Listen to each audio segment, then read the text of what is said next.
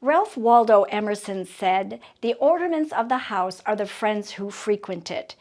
Hi, my name is Julie France, owner of Everyday Etiquette, and welcome to Session 3 of How to Host a Great Gathering. In Session 1, we talked about the people involved, you, the host and hostess, and the guests that you bring together. In the second session, we talked about pre-party planning, how important it is that you enjoy your own party, and if you do the pre-party planning, you certainly can. And in this third and final session, we're going to cover creating a presence in your home that appeals to your guests' 5 senses. The first area we're going to talk about is sight. It is fun and wonderful to set a beautiful table because doesn't it look just fantastic? Doesn't it just invite you to want to come and have dinner? So we'll talk about table setting rules. First of all, you want to create sight at your table that's very inviting. This one reflects the fall theme, so chances are you can expect some fall foods that will be forthcoming. Everything should have symmetry. That means everything should be perfectly spaced. 2 feet, plate center to plate center, across from each other, where everything has what we call symmetry at the table. That's why as a guest, you do not want to bring paper plates, paper napkins, another drink to the table because you're going to mess up what we have going on. So let's talk about how to properly set a table. You will set the plate in front about 1 inch away from the edge. And so again, you can take your hand like this with your thumb, place it down, and it should be about 1 inch away. 1 inch away because you don't want it so close that it will spill over on the diner. You don't want it so far away that, again, they're going to have to travel the food to them. On the right side are all of your 5-letter words. That would be your drink, D-R-I-N-K, your knife, K-N-I-F-E, and if we had a soup spoon, that would be next to the knife, spoon, S-P-O-O-N. So all of our 5-letter words are on the right. The sharp edge of the knife faces towards the plate, and there is a reason for every rule of etiquette, but would be here a very long time if I had to go through where all of the history is for all of the rules. Trust me, sharp edge faces the plate. On the left side, we have all of our 4-letter words. We have our fork, F-O-R-K, and our food plate, our F-O-O-D. This at the top is our bread and butter plate, and if I added another plate here, that would be for salad. So on the left is our fork and our food plates. If there are utensils above the plate, that would be for dessert, and you do not touch those until the dessert course is served. We will always start with the utensils furthest from the plate and slowly work our way in so that by the time my last course has been served, all of these utensils have been used. Place cards are very nice because it prevents guests from being in a quandary where they set. If you have a small or more intimate, you don't necessarily have to use those, but for anything larger, it is nice to have a place card. As a guest, you do not take your place card and decide you want to set someplace else. No, you need to be seated where the hostess tells you because she has put thought into this. Typically, there is seating protocol. I would sit here, closest to the kitchen, my husband opposite me. If there is a female guest of honor, she would sit to his right, and if there's a male guest of honor, they would sit to my right. And then we alternate male, female, separating husbands and wife because it should be my husband and I are always talking, and now I have somebody new that I can chat with. During the meal, we should turn to the person on our right, to the person on our left. Of course, try to engage with everybody, but for sure, don't ignore them. This holds especially true if you're at a wedding, a table with 12 people. Don't ignore the people next to you, but make sure that you start conversation with them. So this is basically a basic table setting. A more elaborate meal would be more items, more flatware, more dishes, more of everything. Right now we just have our water glass that is at the tip of the knife, but we could certainly add a wine glass if we're going to serve wine with our dinner. Let's take a look at candles and also centerpieces. Centerpieces should be just that. They are at the center of the table, and the centerpiece should be low enough that it invites guests to converse. I have gone to events where there was such a huge, elaborate centerpiece that there was no way you could see people across from you. And so now you're limited to talk to one person next to you. So centerpieces should be low. They're at the center. They should be giving guests a delightful surprise. If you use flowers, which are always a great idea, then just make sure that those flowers do not have any off-putting smells or any strong smells that could distract from the food that you're going to be serving. And you'll want to keep it within the theme of what you're doing. If you're doing more elaborate tablescaping, then think about, what you're serving for food, the theme, and then you can really just be very imaginative with what you do.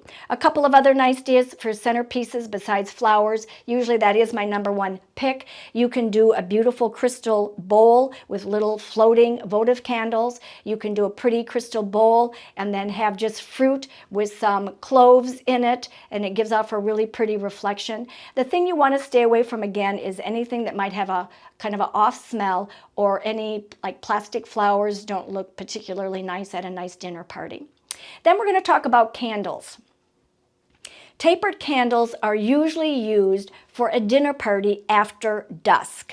And so you would use, if you're lighting the dining room table using just candles, the rule is you will have one candle per person. If not, you can, again, keep the symmetry, 2 tapered candles. They are lit just prior to you going into the dining room, and then once all your guests have left, then you will extinguish those candles. Make sure that the candles are non-scented. We don't want to conflict with the wonderful smell of the food by having a strong scented candle. And if you're serving a dinner and it's earlier in the day, then instead of the tapers, you can just use the votive candles. Those are certainly appropriate at any event prior to dusk. Make sure too that the candles are not going to be in the eye of the other person, so they should be about 2 inches below when people are seated. And again, just make sure that there is symmetry around the table. The second area of appealing to your guests' senses would be sound.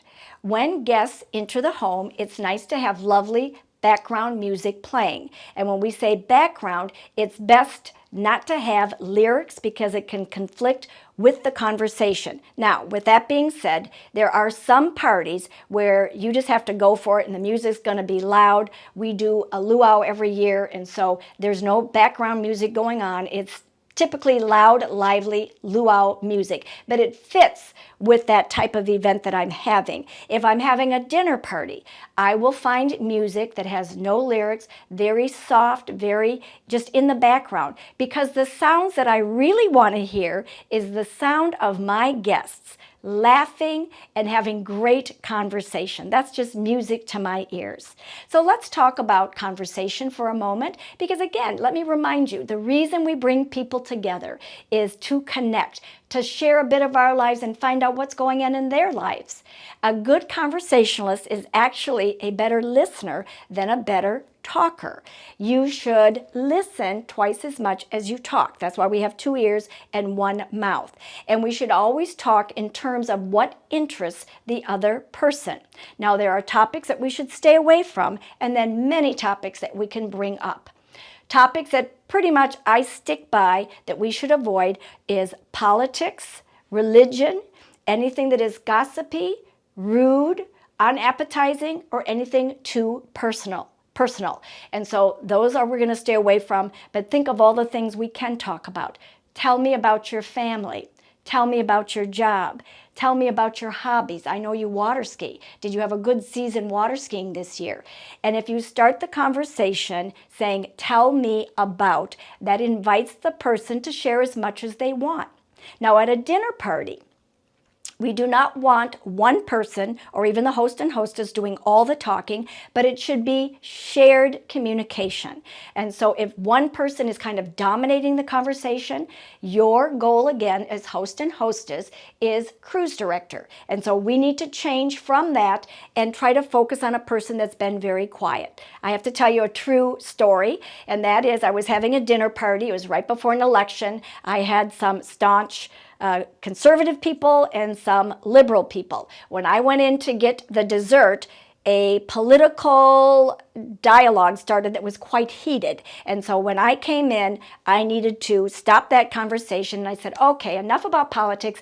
Jerry, tell us about your trip to Nashville, and redirect it. You don't want people coming over to your home and then leaving upset with their blood pressure through the roof. So keep conversation on notes of general interest, focusing again on your guests and what interests them. The third sense we want to appeal to is the sense of smell. And again, when people enter your home, I always love to have a menu where there's just like an amazing smell, whether it's a pumpkin pie cooking or a roast, but something where people can just hardly wait to get to the table and eat. We talked about this a little bit earlier. Let me just remind you that when you're planning your menu, there are some foods that are really stinky when you're cooking them. And so I stay away from those foods. I do that for our family, maybe for health purposes. But when I'm cooking to entertain guests, I try to have aromas where it's just inviting the guests to, join us at the dinner table. It's also nice in your guest bathroom to have just a little scented candle burning just to take care of any issues there. And even at the front door, if you want to have a candle that is lit, just be very careful that people can see it. You don't want them to put their coat on it or hair or whatever and light something on fire inadvertently. The next sense is touch. We all need the human touch, don't we? Whether it's a handshake or a hug. And so as guests come, that's where it's so important that you as the host and hostess are there at the door to give a hug, to give a handshake, to welcome them in. The other part of touch is just the wonderful feel of beautiful flatware, of fine linens. Nothing is better than to sit down and pick up a beautiful light piece of crystal. And so invite your guests that whole sense of touch. And the last sense that we're going to take a look at is taste. Here's where it all comes together, right? We've been planning for days. We've had our countdown of what we're going to do when, and now it's all coming together. And your goal as the hostess is to have a meal, serve hot foods hot, cold foods cold, and then to serve it in a timely manner that it's either hot or cold, and that everything looks beautiful on the plate. And so your guests will just come alive with the wonderful taste from this menu that you have planned. Life is meant to be shared, and one of the most generous things you can do is open up your home and gather together family and friends and host a great gathering. Thank you so much for joining me. My name is Julie France with Everyday Etiquette. We've just concluded how to host a great gathering. We've talked about people, pre-party planning, and creating a presence in your home. I invite you to keep watching. I will be regularly posting other YouTube videos, and make sure that you like me. Thank you. I'd like to invite you to share the gift of good manners by giving a copy of my new book, A Daily Dose of Good Manners, to family, friends, and of course a copy for yourself. This perpetual calendar offers daily reminders on how we should treat others, along with current rules of etiquette and how to behave in various social situations. It's now available online at Amazon. Just click the link below or go to my website, everydayetiquette.com. Thank you.